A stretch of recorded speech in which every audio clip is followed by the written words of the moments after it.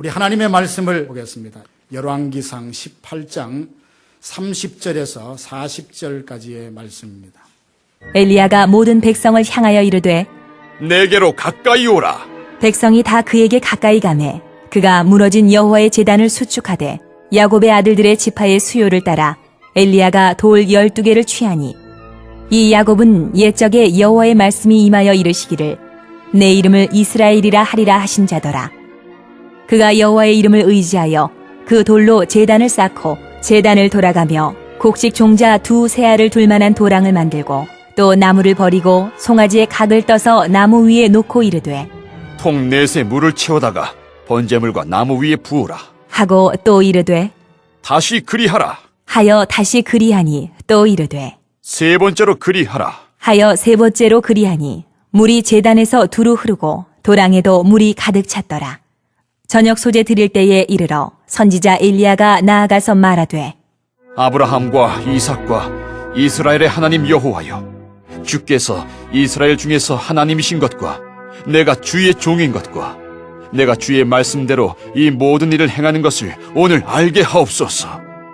여호와여, 내게 응답하옵소서. 내게 응답하옵소서. 이 백성에게 주 여호와는 하나님이신 것과 주는 그들의 마음을 되돌이키심을 알게 하옵소서. 하매 이에 여호와의 불이 내려서 번제물과 나무와 돌과 흙을 태우고 또 도랑에 물을 핥은지라. 모든 백성이 보고 엎드려 말하되 여호와 그는 하나님이시로다. 여호와 그는 하나님이시로다. 하니 엘리야가 그들에게 이르되 바알의 선지자를 잡되 그들 중 하나도 도망하지 못하게 하라. 하매 곧 잡은지라. 엘리야가 그들을 기손 시내로 내려가서 거기서 죽이니라. 아멘. 오늘 본문의 말씀을 보니까 바알 선지자들과 엘리야 선지자가 갈멜산에 모여서 850대 1이라는 대결을 펼치는 내용이 기록되어 있습니다. 하나님과 바알 중 제단에 불로 응답하는 신이 누군가 참신을 가리는 대결이었습니다. 먼저 바알과 아세라 제사장들이 제단을 쌓고 송아지 제물을 각을 뜨고 거기에 올려놓고 하루 종일 자기가 믿었던 바알의 이름을 부릅니다. 바알이여 바알이여 불로 응답하옵소서. 종일토록 불렀지만 바알은 대답이 없습니다. 자기 몸을 상하고 찢으면서 불렀지만 바알은 대답하지 않았습니다. 이제 해가 뉘엿뉘엿 넘어가고 날이 어둑어둑해집니다. 엘리야가 제단을 쌓고 하나님 앞에 부르짖습니다. 그가 간절히 기도하자 하늘에서 여호와의 불이 내려서 그 제물을 다 태웠다. 오늘 성경이 그렇게 말하고 있습니다. 엘리야에게 하나님은 어떤 분이신가? 불로 응답하시는 하나님이십니다. 엘리야의 하나님은 또한 우리의 하나님이며 우리 나의 하나님이십니다. 지금 이 시대는 엘리야의 심령과 능력을 가지고 하나님의 하나님 되심을 드러낼 만한 교회와 사람을 필요로 하고 있습니다.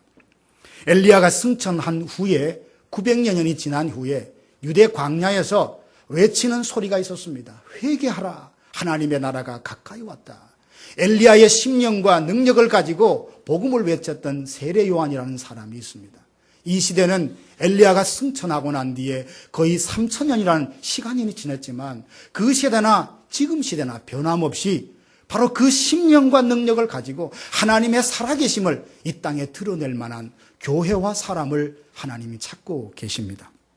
엘리야의 제단에 불로 응답하신 것을 보며 엘리야와 같은 인물을 필요로 하는 이때에 하나님께서는 어떻게 엘리야의 제단에 불로 응답하셨는지, 불로 응답을 받았을 때 이스라엘 민족들은 어떤 삶의 변화가 있었는지를 함께 생각하며 은혜 받기를 원합니다. 지금 이 시대의 신앙의 영성을 쭉 바라보면 참 화려해졌습니다. 다양해졌습니다. 프로그램들이 교회 안에서 하는 프로그램들이 얼마나 다양해졌는지 모릅니다. 그러나 이전에 저희 부모님 세대의 신앙생활하는 그때와 지금을 비교했을 때 중요한 것을 잃어버린 것이 있다면 그것이 뭘까요? 바로 영적인 뜨거움이다. 저는 그렇게 봅니다. 오늘 이 말씀을 통해서 먼저 우리 심령에 엘리야의 제단에 임했던 그 하나님의 성령의 불이 우리 심령에 임하고 우리 교회에 임하고 우리의 삶의 터전에 임해서 과연 너희들을 보니, 과연 이 시대에 믿는 하나님의 사람을 보니 하나님 살아계시다. 그분은 여호와다. 찬양을 이 시간 선포하는 저와 여러분들 되기를 간절히 바랍니다. 먼저 엘리야가 활동했던 그 시대에 북왕국 이스라엘의 영적 상태는 어떠했는가? 18장 18절에 보면 엘리야가 아합을 만나서 이렇게 말을 합니다. 지금 이 시대가 이렇게 어렵고 고통을 당하는 것은 당신과 당신의 아버지 집이 바알을 음란하게 섬겼기 때문이다 라고 이야기를 하고 있습니다. 그 아내 이세벨은요, 왕궁에 수백 명의 제사장들을 두고 그들을 후원할 정도로 음란하게 바알과 바알과 아세라를 얼마나 그렇게 섬겼는지 모릅니다. 그뿐이 아니에요. 아합 왕은 많은 예수 믿는 자들을 핍박하고 죽였는데 엘리야는 지쳐서 하나님 앞에 쓰러져 그런 말을 할 정도입니다. 하나님, 내가 바알에게 무릎 꿇지 않는 사람을 보니까 나 혼자만 남았습니다. 그렇게 탄식할 정도로 아합 왕은 철저히 믿는 자들을 핍박하고 죽였습니다. 그 당시에 살아가던 이스라엘 백성들의 영적인 상태도 굉장히 심각했습니다. 성경의 18장 22절을 보면 이런 내용이 나옵니다. 엘리야가 모든 백성에게 가까이 나아가 이르되 너희가 어느 때까지 둘 사이에서 머뭇머뭇하려느냐? 여호와가 만일 하나님이면 그를 따르고 바알이 만일 하나님이면 그를 따를지니라 하니 백성이 한마디도 대답지 아니하더라. 그 시대를 살아갔던 이스라엘 백성들의 영성이 뭐냐 하면 참 여호와가 누군지, 바알을 섬길 것이냐 여호와를 섬길 것이냐, 이 둘 사이에서 선택하지 못하고 머뭇거리는 그들의 모습을 보게 됩니다. 어찌 신앙의 영성의 모습이 그 시대나 이 시대가 다르다고 할 수 있겠습니까? 지금도 얼마나 많은 사람들이 예수 믿노라 하면서도 세상과 하나님 사이에 머뭇거리고 있는지 모릅니다. 자기 인생의 말로는 하나님이 나의 하나님이라고 고백을 하면서도 삶 속에서 그 증거를 드러내지 못하는 시대를 살아가고 있는 걸 보면 엘리야 시대나 지금 시대나 영성은 크게 다르지 않다고 봅니다. 결국 신앙의 타락은 삶의 고통으로 이어졌습니다. 18장 2절에 보니까 엘리야가 아합에게 보이려고 왔는데 그때에 사마리아에 기근이 심하였더라라고 했습니다. 주전 870년경 엘리야가 활동했던 그 시대는 가뭄 때문에 많은 사람들이 얼마나 고통을 받았는지 모릅니다. 하나님을 급속히 떠나 바알을 찾고 아세라를 찾는 사람들에게는 결국 얻는 것은 고통밖에 없다는 것을 보게 됩니다. 그 시대 하나님의 하나님 되심을 드러내기 위해서 하나님은 엘리야라는 사람을 선택하셨고 그에게 하나님의 능력을 부어주셨습니다.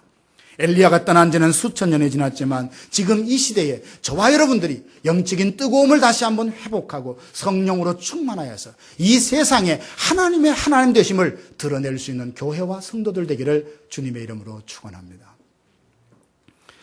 이 정도 이야기하면 우리 마음에 부담이 됩니다.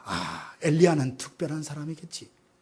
엘리야는 특별한 사람이겠지. 그래서 우리는 이성과 상식적인 이야기 아니라 불이라든지 뜨거움이라든지 이런 이야기하면 부담을 가질 수 있습니다. 야고보서 5장 17절에 보면 엘리야는 우리와 성정이 같은 사람이라 그렇게 기록하고 있습니다. 레오나드 레이븐힐 목사님은 이렇게 말합니다. 성령의 불이 점화된 그 뜨거운 그리스도인만이 이 혼탁한 세상을 감동시킬 수 있고 변화시킬 수 있다라고 했습니다. 그러면 오늘 본문을 통해서 엘리야는 어떻게 했길래 그 제단에 하나님께서 불로 응답하셨나를 찾아봅니다. 먼저 30절 말씀을 봅니다.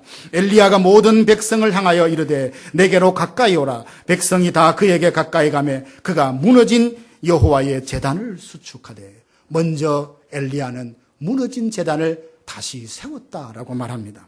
여러분, 무너진 제단이라는 말은 당시의 이스라엘 백성들의 영적인 상태를 말하고 있습니다. 제단에서 제사를 드린다는 것이 무엇입니까? 죄인된 인간이 하나님의 은혜와 용서를 기다리며 거기서 제물을 바치고 하나님 앞에 나아가는 겁니다. 그곳에서 하나님은 우리가 드리는 제물을 받으시고 모든 죄를 깨끗하게 용서하시고 자유와 기쁨과 은혜를 베푸시는 것입니다. 이게 무너졌다는 것이 뭡니까? 하나님을 만나는 데 대한 사모함이 없어졌을 뿐만 아니라 그들은 하나님으로부터 오는 신령한 은혜와 능력으로부터 제외된 그것을 누리지 못하고 살아가는 삶을 말하는 것입니다. 하나님을 향한 이스라엘의 헌신이 사라지고 하나님이 부어주시는 은혜를 받지 못하고 살아가니 그의 마음과 영은 얼마나 곤고했겠습니까? 사사시대에 엘리라는 사람이 있습니다. 그는 제사장이었지요. 이스라엘에 사사로 있을 때 여호와의 말씀이 희귀하여 이상이 흔히 보이지 않더라라고 사무엘상에서는 그를 말합니다. 엘리의 삶에 제단이 무너졌다는 것을 보게 됩니다. 그 두 아들은 하나님께 드리는 제사를 멸시했습니다. 엘리는 그의 삶에 제단이 무너지면서 그를 향한 하나님의 은혜 주심, 말씀의 주심에서 점점 멀어지고 말았습니다. 어느 순간 되니까 하나님이 더 이상 그에게 어떤 말씀도 하고 싶지 않는 존재로 타락하고 말았습니다. 제단이 무너졌다는 것은 성경 말라기서 보면 그런 내용이 나옵니다. 하나님께서 말라기 선지자를 통해서 그들의 예배를 지적해 주셨죠. 왜냐하면 당시에 많은 사람들은 하나님에 대한 실망이 있었는지 하나님 앞에 제물을 드릴 때 흠이 있는 것, 병든 것, 그런 것을 드렸어요. 말라기 선지자는 하나님의 마음으로 그들에게 외칩니다. 이런 것을 너희 총독에게 갖다 줘보라. 그들이 받겠느냐라고 말하며 하나님 앞에 드리는 그 제사가 잘못된 것을 이야기를 하니까 백성들이 한결같이 뭐라고 말합니까? 이 일이 번거롭고 귀찮다는 거예요. 하나님이 원하는 제사, 하나님이 받으실 만한 제물을 드리라라고 하니까 그 일이 얼마나 번거롭고 귀찮다고 말합니다. 이게 바로 제단이 무너졌다는 바로 그런 삶의 현실을 반증하는 것입니다. 제단이 무너졌다는 것은 하나님을 경외함이 사라졌다는 뜻이요, 하나님께 드리는 제사를, 예배를 하나님의 마음, 그러니까 마음을 담겨지지 않는 형식만 남아드리는 모습을 말합니다. 이것을 제단이 무너졌다는 현실을 두고 엘리야는 시급하게 회복해야 될 영적인 문제로 봤지만 당시에 살아가는 이스라엘 민족들은 그냥 평범한 일상생활처럼 받아들였다는 말입니다. 이게 얼마나 안타까운 사실입니까? 하나님은 우리에게 울으라고 말합니다. 하나님은 우리에게 회개하라고 말합니다. 하나님은 우리에게 통회하고 자복하라 말하는데 우리는 아무 어려움도 없다고, 기도할 것도 없다고, 하나님 앞에 부르짖을 것도 없다고 말하는 그런 모습과 비슷한 상황입니다. 이스라엘이 하나님의 선택된 백성으로 다시 회복되어 열방과 만민을 회복하는 빛으로 다시 쓰임받으려면 무너진 제단부터 다시금 세워져야 했었습니다. 엘리야는 어떻게 무너진 제단을 다시 쌓았습니까? 31절에 보면 여호와의 이름을 의지하여 돌 12개로 쌓았다라고 했습니다. 돌 무더기로 쌓아진 제단은 인간의 낮아짐을 말합니다. 우리가 예배할 때 많은 어떤 정성과 사랑을 붙이지만 내 마음이 낮아진 겸손한 마음으로 하나님 앞에 예배할 때 그 예배를 하나님이 받으십니다. 그렇습니다. 예배는 하나님의 이름을 의지하고 겸손하게 낮아진 마음으로 그분만 바라보고 그분만 생각하고 그분만 높임받기를 사모하는 마음으로 드릴 때 그 예배가 하나님이 받아지는 바로 그런 예배인 줄로 압니다. 예배는 화려하고 좋은 건물에서만 드려지는 것 아닙니다.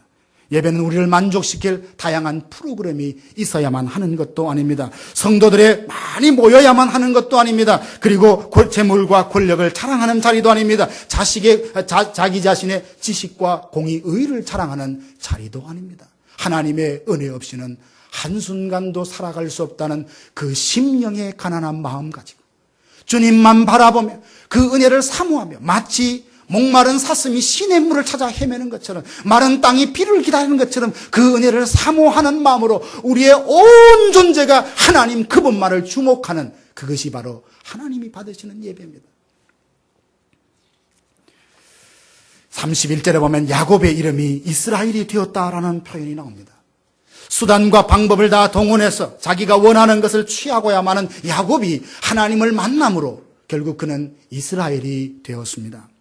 오늘 우리 또한 야곱과 같은 삶을 살던 사람이 예배하면서 하나님의 은혜를 받아 승리자의 이름으로 이스라엘로 회복되는 것이 진정한 예배이지 않겠습니까?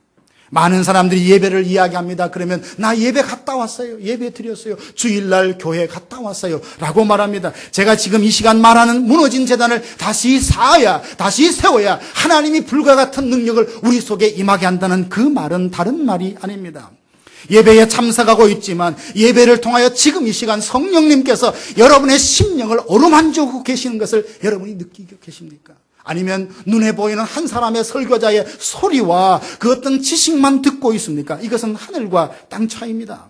우리의 지친 영혼이 예배하면서 말씀으로 내 영혼 깊숙이 개입해서 나를 만져주십니다. 나를 새롭게 하십니다. 나에게 용기를 주십니다. 자신감을 주십니다. 그리고 이제까지 몰랐던 은닉한 나의 죄를 깨닫게 하십니다. 그것을 두고 하나님 앞에 회개하는 이런 심령의 움직임과 역사가 있는 예배, 이게 바로 무너진 제단이 아니라 다시 제단을 쌓자는 바로 그 뜻입니다.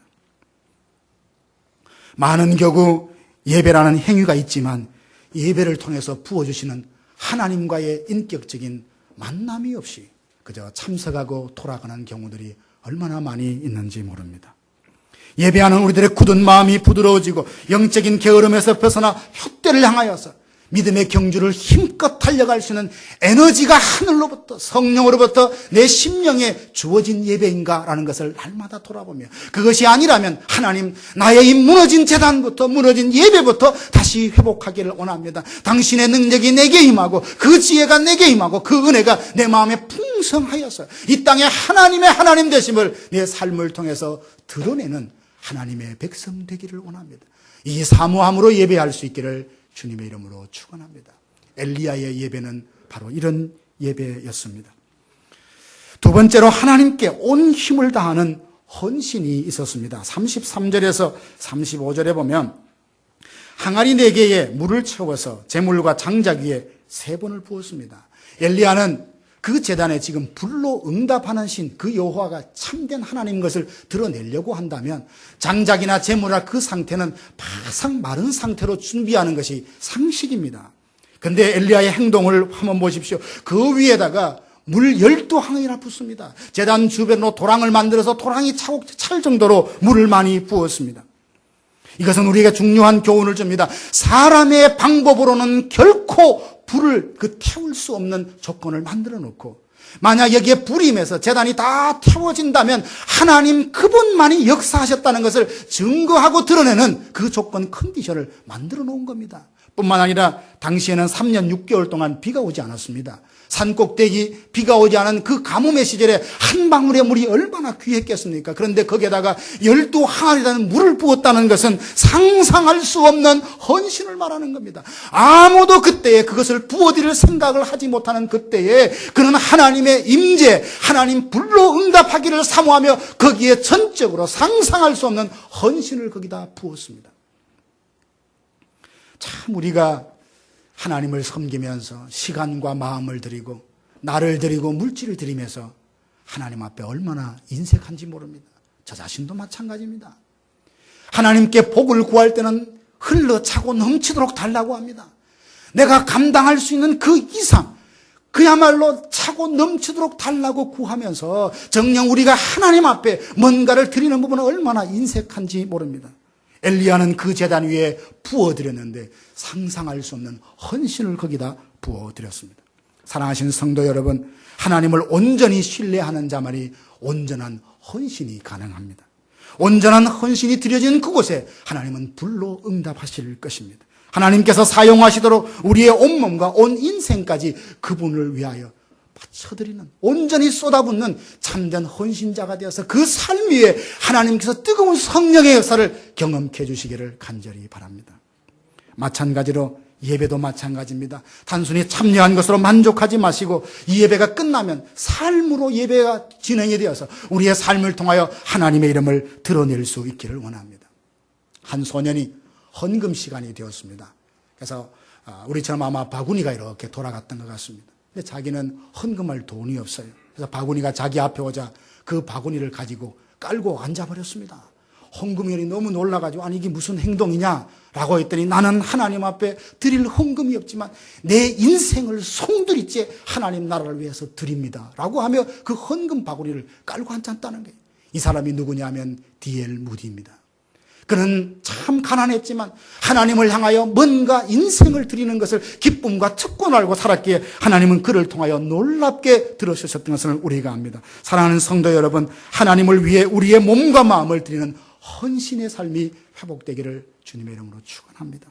그의 나라를 위해 의를 위해 우리가 가진 재물을 드리는 헌신이 있어야 됩니다. 주님의 뜻을 이루는 일에 하나님이 기뻐하시는 일에 내가 할 수 있는 것 하나님 앞에 기쁘게 드릴 때 주님은 그것을 받으시고 영광을 거두실 뿐만 아니라 우리의 삶에 차고 흘러 넘치도록 복과 은혜를 주실 줄로 믿습니다. 세 번째로 이 엘리야는 36절 37절 보면 하나님 앞에 간절히 기도합니다. 때가 저녁 제사이니 어둑어둑한 시간에 불이 하늘에서 내려왔다면 그 장면, 그 장소에 있던 사람들의 감동이 얼마나 했을지 여러분이 상상하실 것입니다. 저녁 제사를 드릴 때가 되자 엘리야가 제단 앞으로 나아가 기도합니다. 이스라엘의 하나님이여, 이스라엘의 하나님이여, 여호와여 불로 응답하옵소서, 불로 불로 응답하옵소서. 기록된 것은 2번 그냥 읽는 거지만 이 2번 강조했다는 것은 엘리야가 그 제단을 만들어 놨습니다. 그리고 거기에 헌신을 했습니다. 그럼에도 불구하고 하나님이 불로 응답하시도록 간절한 마음으로 하나님 앞에 기도를 드리는 모습입니다. 엘리야는 하나님을 의지하여 제단을 다시 쌓고 하나님 앞에 영광이 드러나기를 기도했습니다. 이런 기도를 보시는 그 하나님의 마음이 얼마나 감사하고 또 감동이 되었을까요? 기도의 열매는 응답이라고 하지 않습니까? 우린 모두 응답을 기대하며 하나님께 기도합니다. 목적 없이 기도하는 사람은 아무도 없을 것입니다. 기도 응답을 위해서는 그 기도가 하나님 뜻에 맞아야 함과 동시에 우리의 삶이 하나님의 뜻에 맞춰진 삶을 살아야 합니다. 엘리야의 기도는 바로 그런 기도였습니다. 그가 기도했을 때 하나님이 응답하셨습니다. 38절 보니까 이에 여호와의 불이 내려서 저는 기대하고 선포합니다. 오늘 우리가 하나님을 향하여 사모하고 정말 그런 삶을 꿈꾸고 기대하고 기도한다면 우리의 심령에 먼저 하나님의 살아계심을 확신하게 부인할 수 없는 분명한 확신으로 우리 심령에 그 확신을 주시리라 믿습니다. 이게 없으면 쉽게 흔들립니다. 세상의 유혹이 얼마나 강합니까? 누구든지 정신을 차려야지만 방심하면 흘러 떠내려갈 수 없는 이 세상의 물결 앞에 우리는 노출되어 있습니다. 거기에서 하나님의 사람으로 하나님의 하나님 되심을 드러내려고 하면 우리의 심령에 하나님이 주시는 그 뜨거움이 있어야 견뎌내고 버텨낼 뿐만 아니라 이 세상에 보내주신 하나님의 뜻을 우리가 이루어낼 수 있지 않겠습니까? 엘리야의 하나님, 그분은 우리의 하나님이십니다. 하나님 앞에 간절히 기도할 때 불로 응답하신 하나님이십니다. 눈에 보이는 불이 아닐지라도 여러분 심령에 그래 하나님 살아계셔. 하나님 나와 함께 계셔. 하나님은 나를 통하여 영광 받기로 오셔. 비록 나는 부족하고 연약하지만 하나님은 그 모든 것을 덮어서 위대한 일을 하실 것이라는 이 확신으로 우리의 심령이 뜨거워지기를 원합니다. 이것이 회복되면 삶을 능가하는, 삶을 뛰어넘는 하나님과의 동행하는 삶이 이어질 것입니다. 사랑하는 성도 여러분, 여호와의 불이 임했을 때 어떤 일이 났습니까? 백성들은 하나님을 참되게 경배하게 되었습니다. 이스라엘 백성들이 여호와의 불을 보기 전에는 어떤 사람이었습니까? 바알이 참 하나님인지 하나님이 정자 여호와인지 구별하지 못하고 그 사이에서 머뭇하던 사람이 39절 보니까 그들이 땅에 엎드려 외치면서 말합니다. 여호와 그가 진짜 하나님이구나. 여호와 그가 하나님이구나. 불을 보고 불이 응답했던 그 제단을 바라보면서 그들은 이렇게 하나님을 경배하고 하나님 앞에 선포하고 있습니다. 하나님이 누구시든 누구신지 모르던 사람들이 이 땅에 불로 응답하신 하나님, 하나님의 살아계심을 우리의 삶으로 드러낼 때 그들이 한결같이 그 입술을 벌려 하나님을 찬송하게 되는 그날이 있기를 간절히 바랍니다.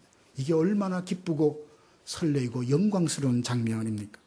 하나님은 지금도 살아계시고 모든 만물 위에 뛰어나신 구주 중의 구주요 왕 중의 왕이십니다. 그분은 여전히 살아계심에도 불구하고 그 영광과 능력을 누군가를 통해서 나타내기를 원하지만 이 땅의 많은 사람들 이 마지막 시대에 믿는 자를 보겠느냐라는 예수님의 탄식처럼 엘리야의 심령과 능력을 가지고 살아가는 사람을 찾아보기 힘든 시대가 되고 보니 마치 세상 사람들에게 하나님은 없어도 되는 신처럼 아무것도 아닌 잡신 중에 또 하나의 신처럼 여겨지고 있는 이 안타까운 현실을 우리가 맞고 있습니다. 저와 여러분, 우리 교회만큼은 이 시대에 정말 불로 응답하시는 그 하나님을 삶 속에 드러내어 하나님 정말 과연 여호와시다 믿지 않는 사람들의 입술을 통하여 하나님의 되심을 선포하게 하는 이런 삶을 주도하게 되기를 주님의 이름으로 축원합니다. 또 하나는요, 불로 응답하신 하나님을 보면서 그들은 담대하게 죄를 끊었습니다. 40절 보면 엘리야의 말에 백성들이 바알 선지자를 다 잡아다가 기손 시냇가로 죽였다고 했습니다. 이들이 누구였습니까? 흔들리던 사람, 그 이세벨과 아합을 이게 겁을 먹어 두려워 떨던 사람이 아닙니까? 환경에 굴복하고 권력에 무서워 떨었던 사람들입니다. 그러나 그들이 여호와의 불이 임했을 때 죄를 과감하게 절단하게 끊는 이런 결단이 있었습니다. 아합의 시대는 그 어느 시대보다 악한 시대였습니다. 그러나 지금 이 시대는 다를까요? 많은 죄들이 번성하고 죄가 만연한 시대에 우리가 살아갑니다.